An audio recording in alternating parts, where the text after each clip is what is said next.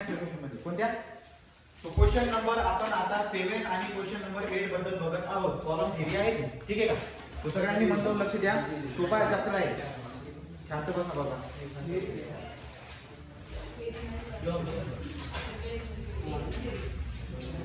समज आता आजू ना हा कॉलम बघताय, हा जनरली आपल्या समोर दिलेला हा जो कॉलम आहे, ठीक आहे का? या कॉलमचा शेप काही पण असू शकतो, सर्क्युलर शेप असू शकतो किंवा रेक्टँग्युलर शेप असू शकतो, बरोबर की नाही? 9 मार्क तुम्हाला हातातले मार्क आहेत, जरा शांततेत लक्ष देऊन ऐकाय.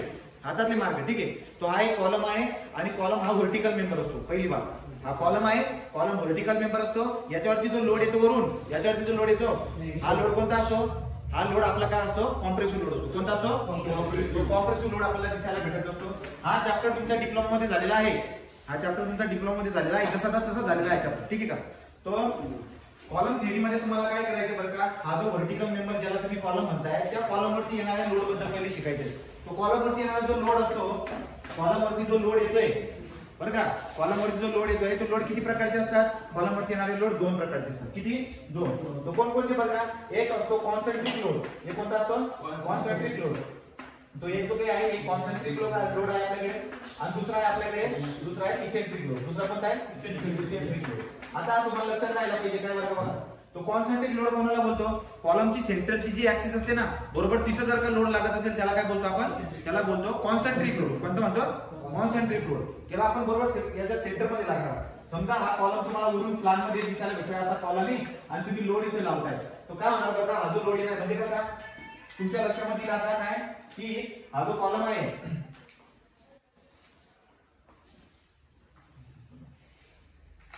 हा बघा, हा जो कॉलम आहे आपल्याला लक्षात येतो, यावाला कॉलम, या कॉलमच्या सेंटर मध्ये लोड लागतोय. हा लोड कोणता असणार आपला? सेंटर मध्ये, ठीक आहे? याला बोलतो आपण कोणता लोड? हा कॉन्सेंट्रिक. हा कॉन्सेंट्रिक लोड दिसायला भेटतोय. आणि इसेंट्रिक लोड कोणाला बोलतात? इसेंट्रिक लोड म्हणजे काय? सेंटरची ऍक्सिस सोडून जर का इकडे तिकडे लोड लागत असेल तर याला बोलतात इसेंट्रिक लोड. मग सेंटर पासून जेवढ्या अंतर तो दूर लागतो त्याला बोलतात इसेंट्रिसिटी. काय म्हणतात त्याला? आतापर्यंत काय काय समजलं तुम्ही? व्हर्टिकल मेंबर जो असतो तो कॉलम असतो, कॉलमच्या वरती येणारा लोड जो असतो ते 2 प्रकारचे लोड असतात. एक असतो कॉन्सेंट्रिक लोड, दुसरा असतो इसेंट्रिक लोड. जर त्याच्या बरोबर सेंटर मध्ये लोड लागत असेल तर त्याला बोलतो आपण कॉन्सेंट्रिक लोड, आणि जर समजा थोडा अंतर इकडे तिकडे जर का लागत असेल त्याला बोलतो आपण इसेंट्रिक लोड, बरोबर? तर लोडचे 2 प्रकार तुमच्या लक्षामध्ये आले का? जेवढा अंतर दूर लागत असेल सेंटर पासून ते त्याला बोलतो आपण इसेंट्रिसिटी. काय म्हणतो आपण त्याला? इसेंट्रिसिटी. आता आपण बघणार आहे लोड इफेक्ट ऑफ लोड. पहिला पॉईंट तुम्ही शिकला लोड, दुसरा पॉईंट तुम्हाला शिकायचा आहे effect of load. Effect of load.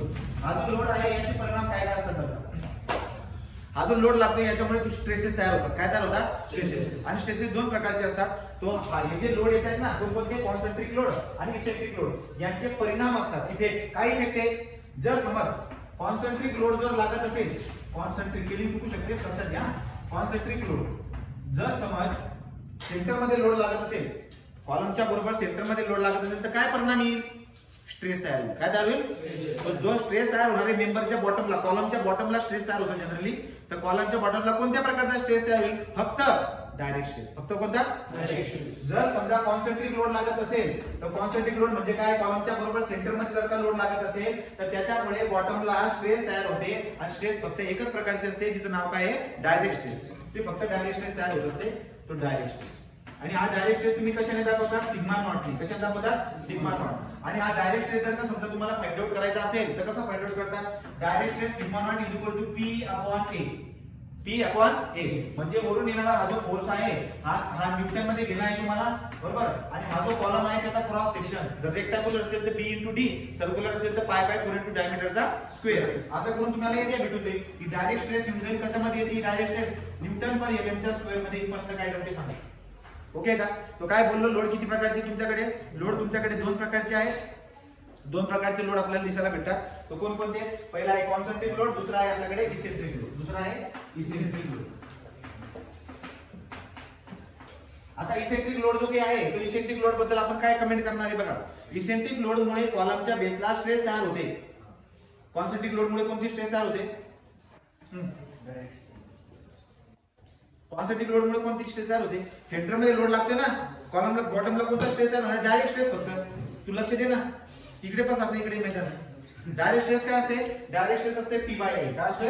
Direct stress equal to P/A newton per mm square मध्ये मेजर करतो. डायरेक्ट स्ट्रेस आपण आपल्याला दिसायला भेटतो. नंतर इसेंट्रिक लोड जो आहे त्या इसेंट्रिक लोड मुळे कॉलमच्या बेसला स्ट्रेस तयार होते. किती प्रकारचे स्ट्रेस? दोन. कोणकोणती?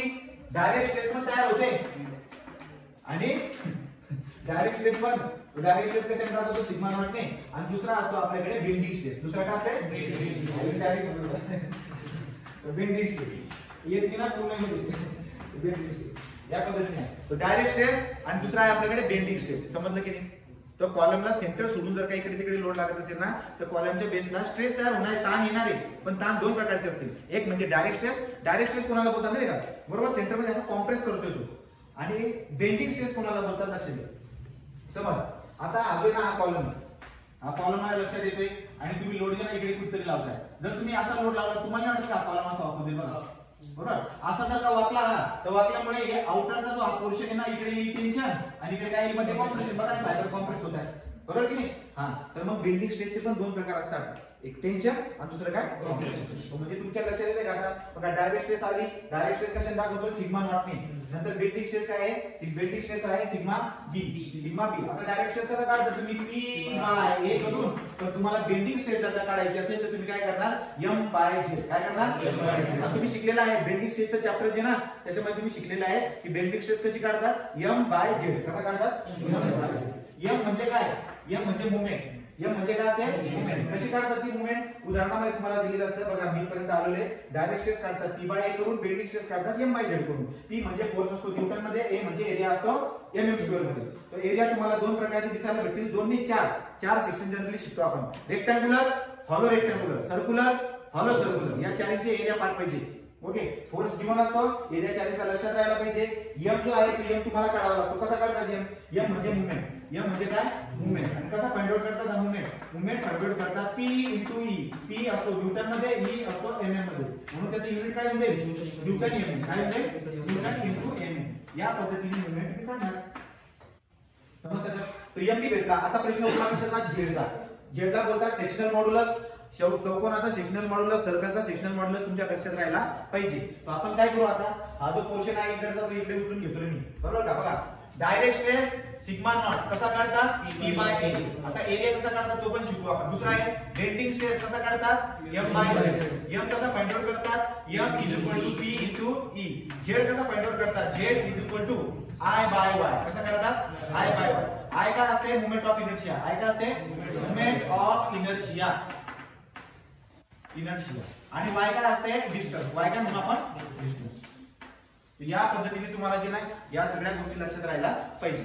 माझा आता काय काय बाकी आहे? बाकी आता एरिया शिकवायचा आहे तुम्हाला आणि दुसरा म्हणजे झेड शिकवायचा आहे. तो एरिया आणि झेड जसं की तुम्हाला समजला आपला चॅप्टर संपला. आपला चॅप्टर संपला. तुम्हाला कोणतेही गणित सोडवता येईल. 9 मार्काचं गणित असतं. कितीला?